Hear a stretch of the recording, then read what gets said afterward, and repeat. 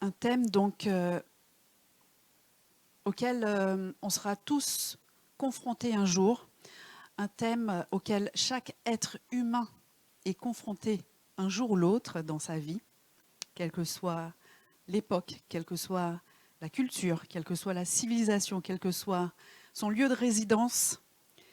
Eh bien, c'est le thème et les questions qui touchent à tout ce qui se passe après la mort. Où va-t-on après la mort?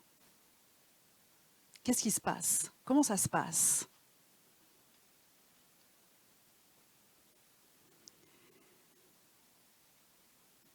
Eh bien, la bonne nouvelle, c'est que lorsque nous sommes en Christ, lorsque nous sommes chrétiens, lorsque nous avons fait de Jésus notre Sauveur, notre Seigneur, eh bien, nous savons qu'après cette vie, après la vie terrestre, après notre passage sur terre, il y a une continuité, il y a une suite. La vie ne s'arrête pas ici. La vie ne s'arrête pas ici-bas sur cette terre. Amen. Et ça aussi, c'est la bonne nouvelle de l'Évangile. Amen. La certitude qu'après cette vie, eh bien, ça continue. Donc cette vie est juste un passage sur terre. Amen. Et Jésus, pourquoi est-ce qu'on est sûr? Parce que Jésus lui-même en a parlé, tout simplement. Jésus a évoqué plusieurs fois le sujet dans plusieurs passages dans les évangiles.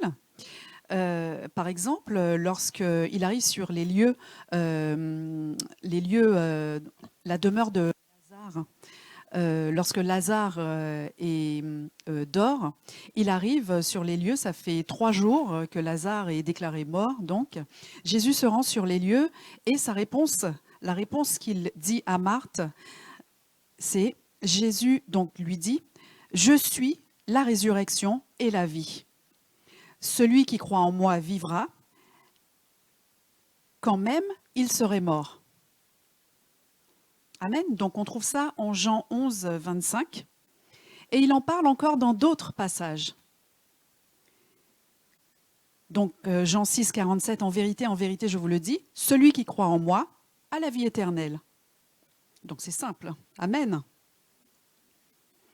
Jean 5, 24, en vérité, je vous le dis, celui qui écoute ma parole et qui croit à celui qui m'a envoyé a la vie éternelle et ne part point en jugement, mais il est passé de la mort à la vie. Donc pas mal de passages où Jésus en parle. Amen. Et pour nous qui sommes chrétiens, cette notion, la notion de ce qu'il y a autre chose après la mort, s'appelle l'espérance. L'espérance. Donc c'est un terme qu'on retrouve dans la Bible. L'espérance. Mais qu'est-ce qu'on entend exactement par espérance? Alors on connaît le mot espoir dans le langage, mais l'espérance, c'est une notion tout à fait différente, voire presque contraire. Puisque quand, par exemple, on dit « oui, j'ai l'espoir que les choses vont aller en s'améliorant », ce n'est pas la même chose que quand on est sûr. Or, l'espérance, c'est être sûr de ce qui va arriver. C'est-à-dire, l'espérance chrétienne, c'est une attente heureuse, une attente confiante. On est heureux, on est confiant de ce que Jésus nous a promis, des promesses futures, des promesses à venir. Amen. Donc c'est autre chose que de dire « bon, ben, j'ai l'espoir que ça va s'améliorer ». C'est le contraire même, de dire ben, « je sais que. » Amen. Et l'espérance, c'est ça. C'est qu'on sait parce que Jésus l'a dit, on sait qu'après la mort, on vit. Et lui-même a illustré, a illustré cette parole, puisque Jésus est mort et il est ressuscité après 3 jours. Ses disciples l'ont vu, plusieurs témoins l'ont vu, qu'on le veuille ou non. Notre calendrier marque ce moment d'avant et d'après Jésus-Christ, qu'on le veuille ou non. Donc l'histoire a bien fait la différence entre un avant et un après Jésus-Christ. C'est-à-dire que tous, Bouddha, tous les autres sont dans le tombeau. Jésus, lui, il est ressuscité. Et il est à la droite de Dieu. Amen. C'est le seul qui est ressuscité.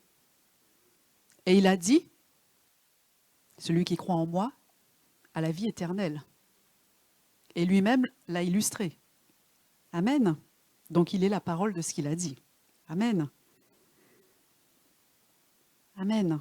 Et la Bible, justement, nous dit que nous tous, déjà, nous tous, étant ici, assis ici, eh bien nous sommes assis dans les lieux célestes. Comment est-ce que c'est possible? La Bible dit que avant de connaître Jésus, donc, nous étions morts par nos offenses.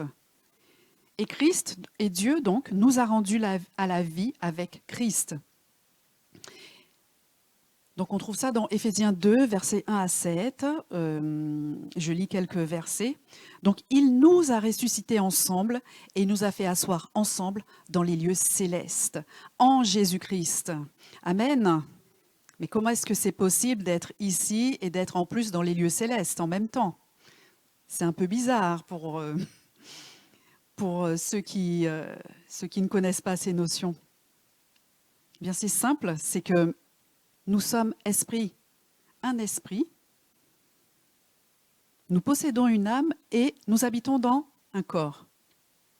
Donc, nous sommes la partie de nous qui est ressuscitée, c'est la partie spirituelle, c'est spirituel, l'esprit.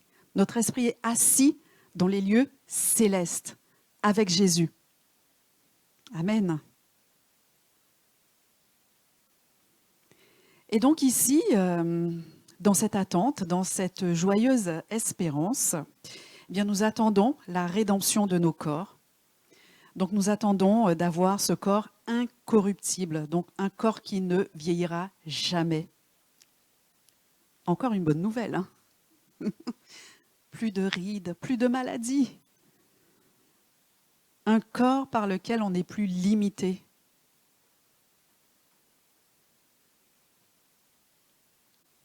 Amen. Donc 2 cas de figure, soit la mort survient et ensuite on ressuscite, soit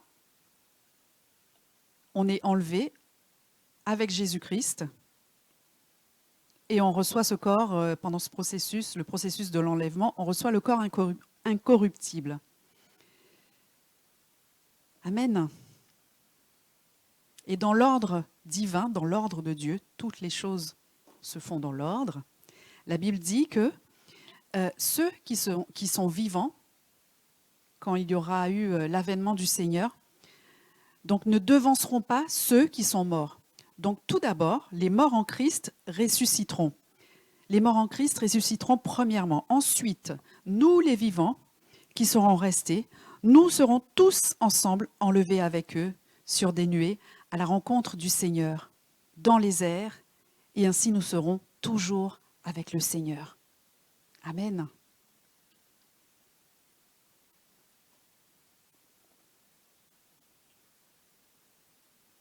Et c'est vraiment une grande consolation parce que pour ceux qui sont partis avant nous, tous les frères et sœurs qui ont quitté cette terre avant nous, eh bien, on a la certitude de les retrouver dans l'éternité. C'est-à-dire que là-bas, on passera plus de temps avec eux que sur cette terre. Amen. Est-ce qu'on peut imaginer cette notion? Je veux dire, notre intelligence ne peut pas imaginer cette notion du temps qui ne s'arrête jamais. L'éternité, des temps infinis, des temps qui ne s'arrêtent jamais. Amen. C'est une grande consolation, n'est-ce pas? Et en plus, on sera avec Jésus, dans des lieux merveilleux qu'il a préparés pour nous. Ça va être glorieux. Amen. Amen, amen. Donc, étant conscient de cela, notre vie prend une toute autre saveur. N'est-ce pas? Une toute autre saveur.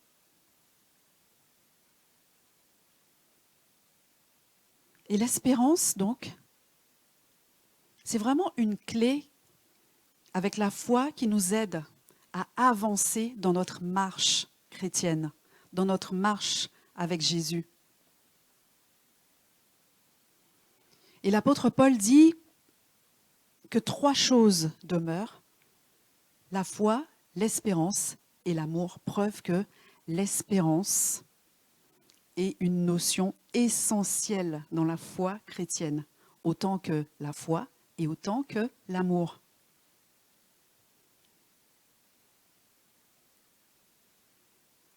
Alors en quoi l'espérance est aussi importante? C'est ce qu'on va voir. Donc, qu'est-ce que l'espérance fait dans nos cœurs? Qu'est-ce que l'espérance fait dans nos vies? Et en quoi elle est aussi importante?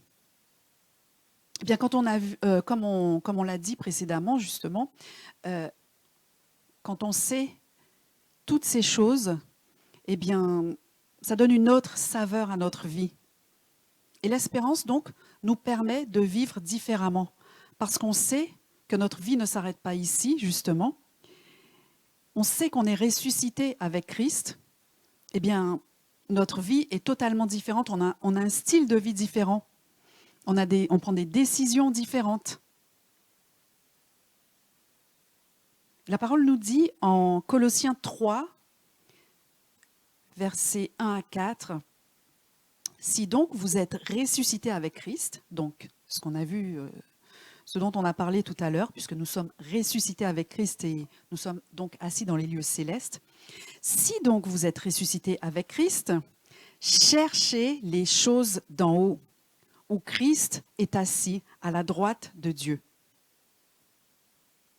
Donc, la Bible nous invite à chercher, à rechercher les choses d'en haut, puisque nous sommes d'en haut, puisque nous sommes déjà assis en haut, puisque nous sommes esprits. C'est ce que nous sommes. Nous possédons une âme et nous habitons dans un corps, mais nous sommes esprits. C'est l'esprit en premier. Donc, affectionnez-vous aux choses d'en haut et non à celles qui sont sur la terre. Car vous êtes morts et votre vie est cachée avec Christ en Dieu. Et quand Christ, votre vie, paraîtra, alors vous paraîtrez aussi avec lui dans la gloire. Amen. Donc, cette notion que notre vie est cachée en Christ. Cachée parce que lui seul connaît les plans qu'il a formés sur nous lorsqu'il nous a créés. Donc des plans de bonheur, n'est-ce pas? Pour nous donner un avenir et de l'espérance.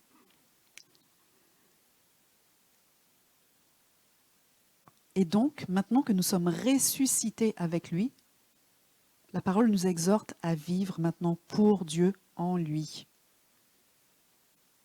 Je veux dire avant de connaître Jésus, on vivait tous selon nos propres désirs, nos propres convoitises, avec cette mentalité qu'on n'a qu'une vie, mangeons, buvons et on n'a qu'une vie, on ne sait pas ce qui va arriver demain, allez, profitons. Mais lorsqu'on sait qu'on est ressuscité avec Christ, eh bien, finalement, la vie ne fait que commencer. Moi, maintenant, lorsque j'entends cette phrase, on n'a qu'une vie, je me dis, mais j'ai le temps, excuse-moi, j'ai le temps. On a le temps. Ici, c'est autre chose. On a un peu moins de temps, mais on a la vie éternelle quand même. Amen. J'espère que vous vivez tous avec cette espérance. Amen.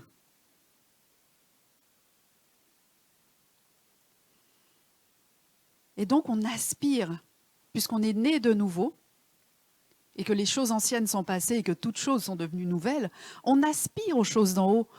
Notre désir le plus profond, c'est d'être comme Jésus, c'est de grandir à la stature de Jésus. C'est de faire ce qu'il veut qu'on fasse dans notre vie, ce pourquoi il nous a créés. Amen. Et qu'est-ce que l'espérance fait d'autre, donc? L'espérance nous permet aussi de voir, donc, les choses de cette vie sous une autre perspective, sous un autre angle. Et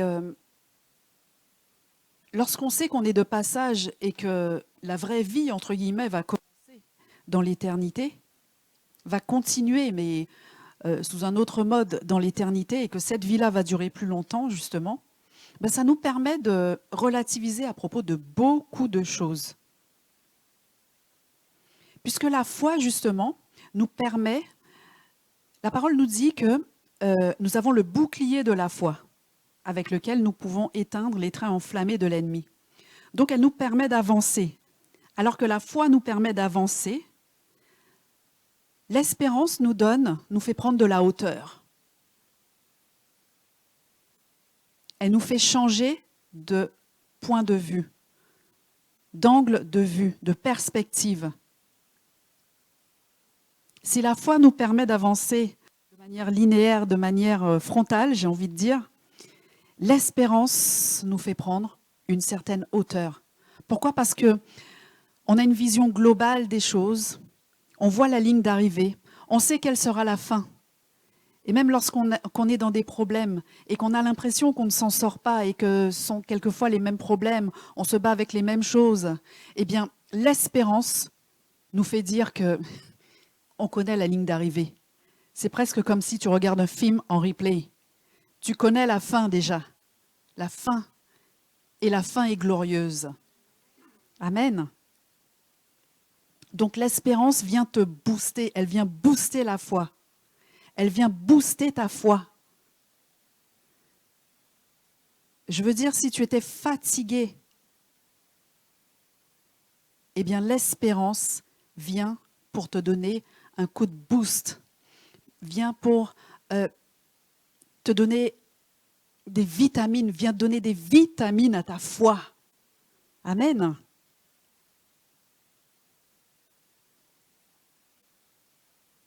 Et l'espérance, donc, je disais, fait changer de point de vue. Je ne sais pas s'il y en a qui jouent, je pense certainement ont joué à des jeux de vidéo, les jeux de voiture. Je ne vais pas citer de nom, mais il y a plusieurs modes, plusieurs points de vue en fait. Et souvent, lorsqu'on est dans la course, eh bien, lorsqu'on a besoin de changer d'angle de vue pour savoir où est la ligne d'arrivée, où sont les virages dangereux, et quelquefois on revient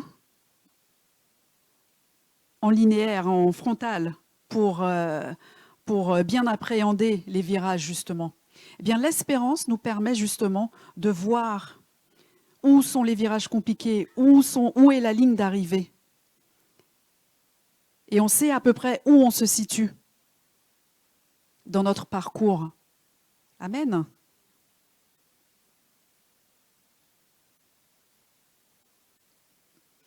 Et la vie chrétienne, justement, on parle de course.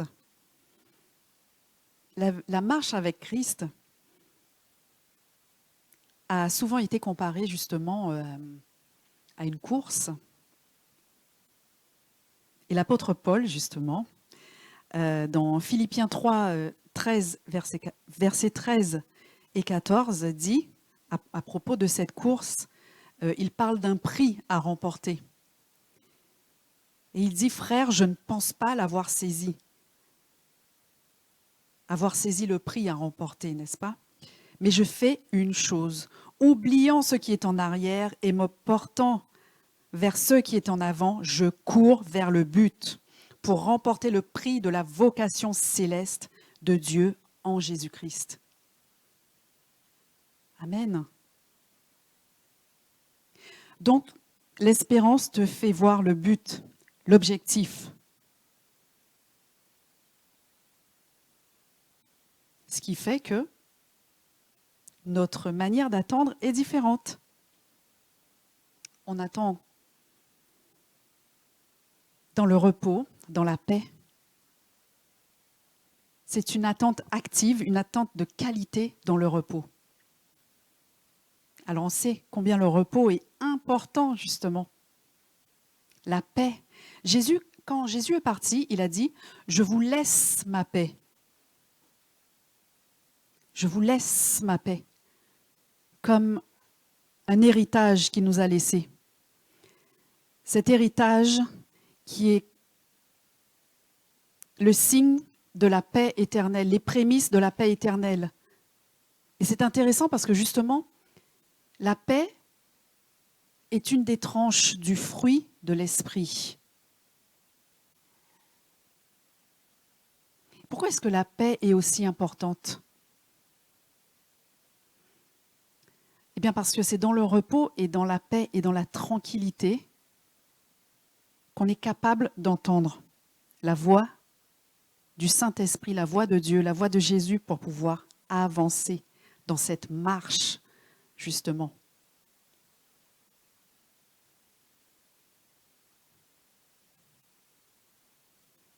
C'est-à-dire que tu as ce genre de paix surnaturelle. Et même si le monde s'écroulait autour de toi, parce que Jésus a parlé de cette fin des temps, de tous les événements qu'on entendrait, les tremblements de terre, les guerres et les bruits de guerre. Et malheureusement, l'actualité l'illustre. Jésus dit, vous entendrez parler de guerre et de bruit de guerre. Gardez-vous d'être troublés. Car il faut que toutes ces choses arrivent. Et l'espérance, la foi et l'espérance sont là pour nous rappeler ce que Jésus avait dit et nous rappeler des choses à venir, des promesses à venir. Donc cette paix, prémisse de la paix éternelle, cette paix qui nous fait avancer. Et lorsqu'on sait en plus qu'on a les arts de l'esprit, c'est vraiment glorieux. Que beaucoup de choses encore seront dévoilées dans l'éternité. Beaucoup de choses. C'est pour cela qu'on a l'éternité. Amen. Et qu'est-ce que l'espérance fait justement? Qu'est-ce qu'elle fait d'autre encore? C'est que on se projette finalement. Et en se projetant, eh bien, on touche à des réalités spirituelles qui nous dépassent, des réalités spirituelles qui sont ineffables, des réalités spirituelles invisibles. Or, on sait justement que l'invisible est plus réel que le visible. Pourquoi? Parce que c'est par la foi, justement, la Bible nous dit que c'est par la foi qu'on croit que le monde visible a été formé par l'invisible, par les choses invisibles. Donc l'invisible est plus réel que le visible. Amen. Et Paul lui-même a fait cette expérience au 3e ciel où il a été ravi et où il a vu des choses que l'œil n'a point vues, où il a entendu des paroles ineffables qu'il n'est pas permis à un homme d'exprimer, comme il le dit. On trouve ce passage donc dans 2 Corinthiens 12, versets 2 à 4. Donc l'inexprimable sont des réalités qui nous dépassent. Elles nous dépassent parce que elles sont tellement merveilleuses. En fait, lorsque quelque chose est tellement merveilleux, on a du mal, on n'a pas de mots en fait. Et c'est ce qu'on vit, c'est un peu ce qu'on vit lorsqu'on est dans l'adoration. On a accès aux choses merveilleuses du ciel. Donc imaginons justement que au ciel, on aura la pleine révélation de toutes ces choses ineffables, toutes ces choses, toutes ces visions que Jean a eues du trône, de l'agneau de Dieu, les 24 vieillards. Je ne sais pas pour vous, mais moi, j'attends cela, mais je voudrais voir. Je veux voir tout cela. Amen, amen. Mais imaginez en fait, je vais juste m'arrêter 2 secondes, combien Jésus nous aime. Jésus a traversé ce ciel de gloire où il y a toutes ces choses magnifiques, toutes ces choses merveilleuses, toutes ces réalités qu'on ne peut décrire pour venir sur terre, pour se mettre à notre niveau, pour nous tendre la main. Il s'est mis dans un corps justement qui n'était pas, incorruptible, un corps qui était limité par le sommeil, par la faim, par la soif, pour nous sauver. Amen. Et c'est pour cela justement que lorsqu'il est venu sur terre et qu'il décrivait le royaume de Dieu, eh bien beaucoup de ces paraboles commencent par « le royaume de Dieu ressemble à » ou « le royaume de Dieu est comme ». Pourquoi ? Parce qu'en essayant de décrire le royaume de Dieu, il nous donnait des paraboles pour qu'on essaye de s'imaginer ce que c'est exactement le royaume de Dieu. Parce que ce sont des choses qu'on n'a pas vues, mais à partir de ce qu'on a vu, de ce qu'on connaît, qu'on essaye de s'imaginer ce que ça peut être. Amen. Donc l'ineffable, ce qu'il est impossible de décrire à cause de la beauté, indescriptible, inexprimable, indicible. C'est ça, les réalités spirituelles ineffables. Et lorsque Jean a été ravi en esprit, il y a eu ce même type de comparaison, justement. Quand il a vu l'agneau, il dit voilà, qu'il a vu quelqu'un qui ressemblait à un fils d'homme. Mais en fait, c'était encore plus merveilleux. La vision qu'il avait, c'est difficile de décrire finalement. Il dit que sa tête et ses cheveux étaient blancs comme de la laine blanche, comme de la neige. Donc il faut imaginer que c'était encore plus merveilleux que la laine blanche, que la neige. Donc c'était pour mettre des mots sur ce que nous, on connaît. Amen. Amen, amen.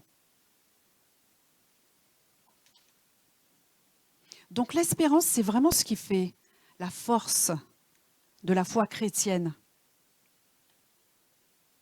Parce que nous prêchons Jésus-Christ qui est ressuscité, Jésus-Christ qui est glorifié. Et la Bible nous dit que sans espérance, notre foi est vaine.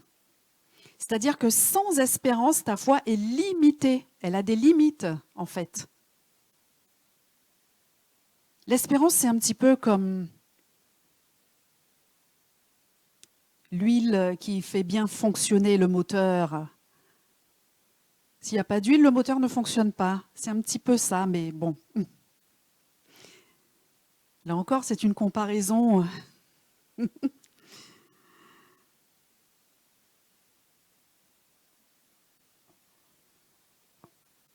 Amen, amen.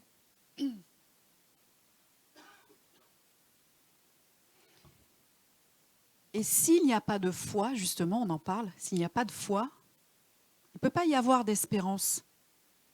Et la foi vient de ce qu'on entend. Donc s'il n'y a pas de connaissance, il n'y a pas de foi. S'il n'y a pas de foi, il n'y a pas d'espérance. Et sans espérance, la foi est vaine. La foi est limitée. Amen.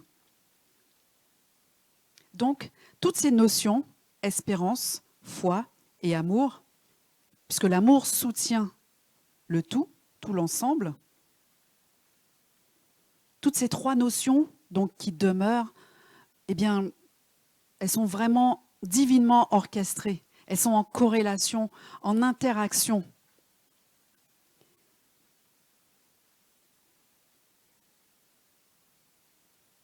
Et je voudrais dire aussi que l'espérance, le fait que l'espérance nous permet de voir plus loin et de ne pas considérer donc les choses, de ne pas voir les choses de la terre comme étant éternelles mais temporaires, eh bien, et de considérer justement que les choses invisibles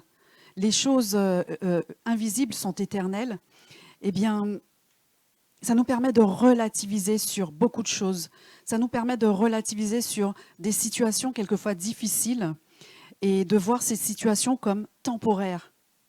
Donc de temporiser, de prendre encore de la hauteur. Et l'apôtre Paul dit que nos légères afflictions du moment présent produisent pour nous, au-delà de toute mesure, un poids éternel de gloire, parce que nous regardons non point aux choses visibles, mais à celles qui sont invisibles. Car les choses visibles sont passagères et les invisibles sont éternelles. Parce que finalement, tout ce qu'on a demandé par la foi et par la proclamation de la foi, même ces choses qui sont des choses légitimes, eh bien, elles disparaîtront. On n'emporte rien avec nous. Et le Seigneur le dit lui-même que le ciel et la terre passeront, mais mes paroles ne passeront pas.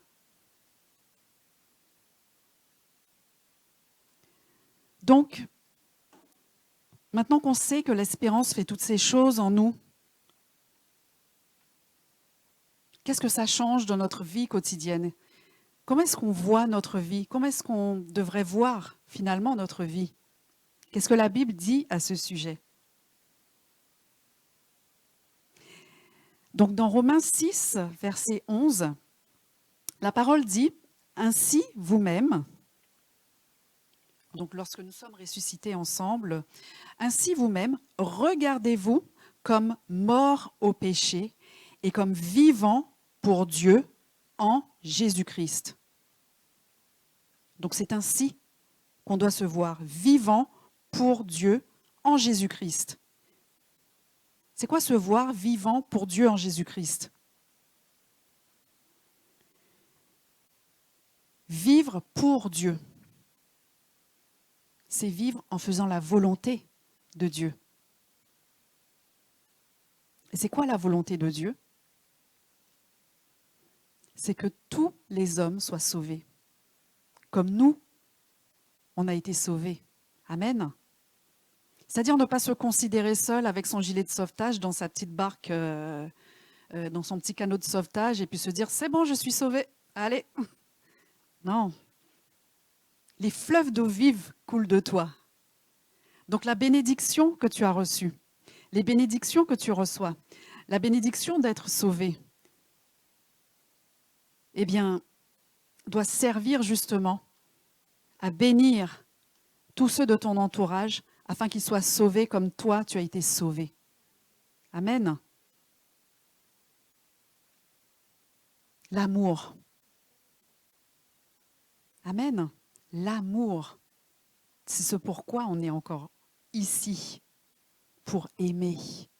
Aimer au point d'être le prolongement, d'accepter d'être le prolongement du Seigneur et de faire ce à quoi il nous a appelés. Sauver. Parce qu'on sait que le Seigneur ne tarde pas dans l'accomplissement de la promesse, comme le dit la Bible, mais il use de patience envers nous, ne voulant ne voulant pas qu'aucun périsse, mais voulant que tous arrivent à la repentance, c'est-à-dire à changer de vie. Et Dieu, donc, nous a donné le ministère de la réconciliation, le fameux ministère de la réconciliation. Donc c'est pour cela que nous sommes encore ici. Donc dans 2 Corinthiens 5, verset 17 jusqu'à 20, donc on va prendre la Bible en français courant. Ce sont des versets qu'on connaît, mais on va s'arrêter un instant. Si quelqu'un est uni au Christ, il est une nouvelle création. On le connaît, ce verset. Amen. Ce qui est ancien a disparu. Amen. Une réalité nouvelle est là. Donc les choses anciennes sont passées, toutes choses sont devenues nouvelles. Et on dit Amen à cela. Tout cela vient de Dieu qui nous a donné, qui nous a réconciliés avec lui par le Christ et donc il nous a réconciliés avec lui par le Christ et qui nous a confié la tâche d'en amener d'autres à la réconciliation avec lui. Donc c'est un package, j'ai envie de dire. Réconcilier pour réconcilier. Il nous a confié la tâche. Lorsqu'on confie quelque chose à quelqu'un, c'est parce qu'on sait qu'il en fera bon usage. C'est parce qu'on sait qu'il en ressortira du fruit. Donc il nous a confié la tâche d'en amener d'autres à la réconciliation avec lui. Et plus loin, la parole dit, il nous a établis pour annoncer cette œuvre de la réconciliation. Nous sommes donc ambassadeurs, des ambassadeurs envoyés par le Christ. Et c'est comme si Dieu lui-même adressait son appel par nous. Nous vous en supplions, au nom du Christ, laissez-vous réconcilier avec Dieu. Donc c'est cela, c'est ça le but de la vie, le but pour lequel nous sommes sur terre, pour être des ambassadeurs, les ambassadeurs, des représentants d'une nation, représentants du royaume, fils et filles de Dieu. Et les représentants sont, dans la vie courante, les représentants sont envoyés dans un pays étranger pour pouvoir représenter les valeurs du pays étranger, pour pouvoir propager la culture du pays étranger, et pour une mission donnée, pour un temps donné. Et après, lorsque la mission est terminée, ils sont rapatriés dans leur pays d'origine. Et c'est ce que nous sommes. Nous sommes envoyés donc du ciel. Nous avons été envoyés ici afin de réconcilier, afin qu'à travers nous, d'autres soient réconciliés avec Dieu. Et lorsque le temps sera fixé, eh bien nous rejoindrons notre patrie d'origine. Celui qui accomplit la mission par excellence, c'est Jésus. Amen. Et vraiment, je prie que le Seigneur illumine les yeux de nos cœurs. Vraiment qu'il illumine les yeux de nos cœurs afin qu'on sache quelle est l'espérance qui s'attache à notre appel. La richesse de la gloire de son héritage. La gloire qu'il a réservée pour nous, qui sommes appelés les saints de Dieu. Les saints, ce ne sont pas ceux qu'on a canonisés, les saints, c'est nous. Amen. Amen, amen.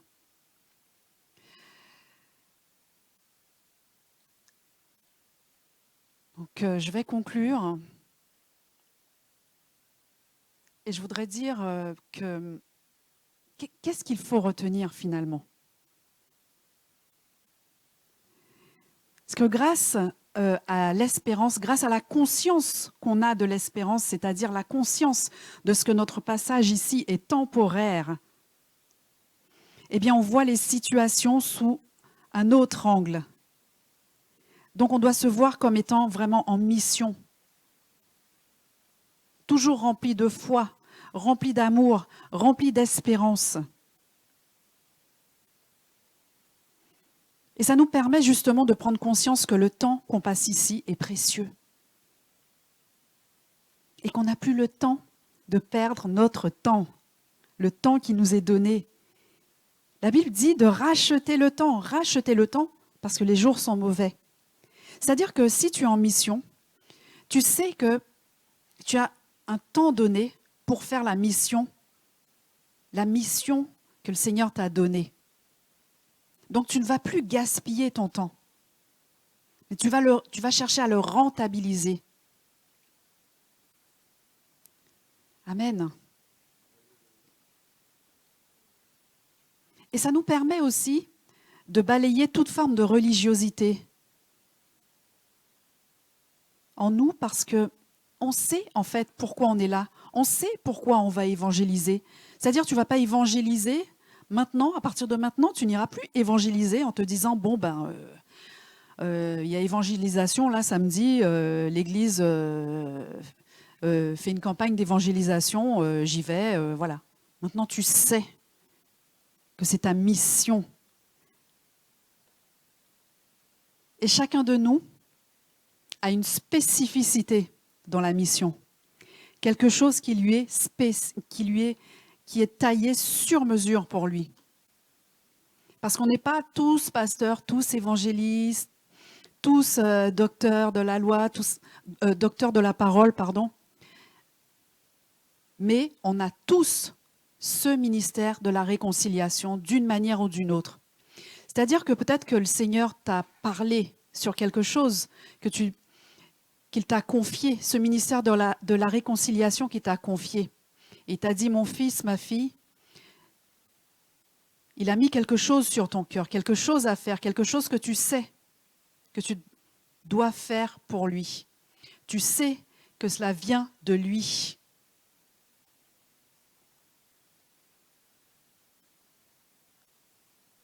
Eh bien, nous avons un temps donné pour le faire. Quelque chose de spécifique. Est-ce que c'est au travail? Est-ce que c'est quelqu'un qui t'a mis à cœur? Est-ce que c'est une cause particulière? Est-ce que c'est à travers le social? Il y a 1000 façons de témoigner de Jésus. 1000 façons. 1000 manières de témoigner de lui. Amen. Et vraiment notre obéissance, l'obéissance de chacun compte. Est-ce que vous imaginez la personne qui a évangélisé des grands évangélistes? Par exemple, quelqu'un qui a évangélisé Reinhard Bonnke. C'est heureusement qu'il a obéi. Amen. Et souvent, lorsque le Seigneur nous demande de faire quelque chose pour lui, ça a l'air tellement grand, ça a l'air tellement énorme qu'on se dit, mais comment? Mais comment? Comment cela se fera-t-il? C'est ce que Marie avait dit à l'ange Gabriel lorsque l'ange l'avait visité. Elle lui a dit, pardon, mais comment cela se fera-t-il? Je voudrais te dire que le comment appartient au Seigneur. Et que s'il t'a donné quelque chose, il t'a mis quelque chose à faire, il t'a mis quelque chose, sur le cœur à faire pour lui, vas-y. Parce que le Saint-Esprit habite en toi. La capacité t'est donnée pour le faire. Et il ouvrira les portes pour le faire. Amen.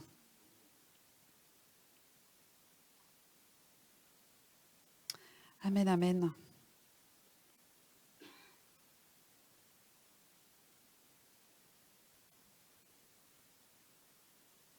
Que vraiment chacun de nous soit conscient de l'espérance qui s'attache à notre appel.